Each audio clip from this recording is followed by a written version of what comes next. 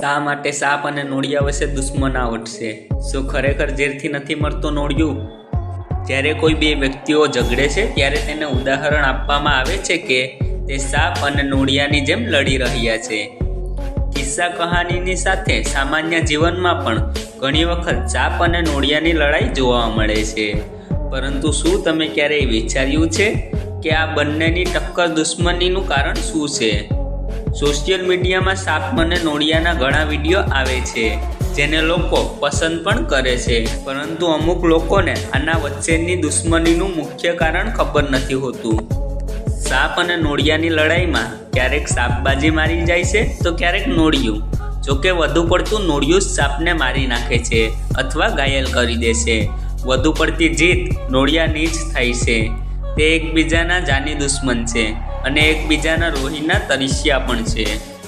સાપ અને નોળિયું એકબીજાને પસંદ નથી કરતા.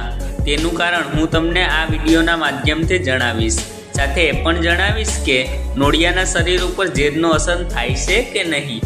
આ બંનેની લડાઈનું કારણ ઘણા લોકો ઇન્ટરનેટમાં શોધવાનો પ્રયત્ન કર્યો છે, જેમાં વાસ્તવિક કારણ તો કોઈને જ ખબર ના પડી.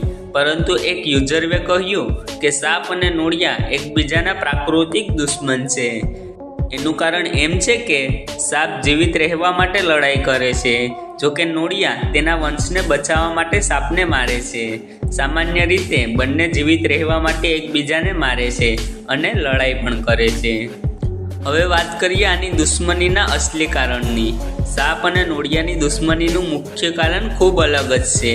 ખરેખર સાપ નોળિયાના બચ્ચાનો શિકાર કરી લે છે, કારણ કે તેને નોળિયાના બચ્ચા ભોજન રૂપે ખૂબ પસંદ હોય છે. જેના લીધે નોળિયું સાપ સાથે લડે છે જેથી તેના બચ્ચા બચી શકે, અને આ જ કારણે બંને વચ્ચે દુશ્મની છે. સામાન્ય રીતે માનવામાં આવે છે કે ભારતમાં રહેનાર ભૂરા નોળિયા સાપથી બચી જાય છે, પરંતુ આ પૂરું સત્ય નથી, કારણ કે નોળિયાના શરીર ઉપર સાપના ઝેરનું અસર થોડા સમય બાદ થાય છે, જેના કારણે લડાઈ સમયે નોળિયો સાપને લોહી લહાણ કરી જીતેલો નજર આવે છે. પરંતુ વધુ પડતા કિસ્સામાં થોડા સમય બાદ નોળિયું મૃત્યુ પામે છે.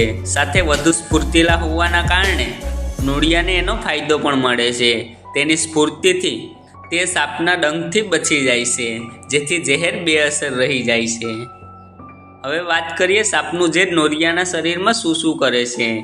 નોળિયાના શરીરમાં ઘણા બધા એન્ટીબોડી વાયરસ અને બેક્ટેરિયા હોય છે જે તેનું ઝેરથી રક્ષણ કરે છે.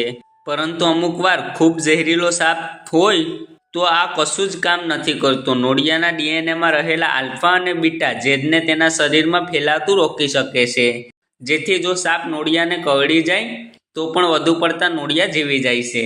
તો મિત્રો, તમને આ જાણકારી કેવી લાગી કોમેન્ટ કરી જરૂર કહેજો, અને આવા જ રોચક અને જ્ઞાનથી ભરપૂર વિડીયો જોવા માટે મારી ચેનલને સબસ્ક્રાઈબ જરૂર કરજો. ધન્યવાદ.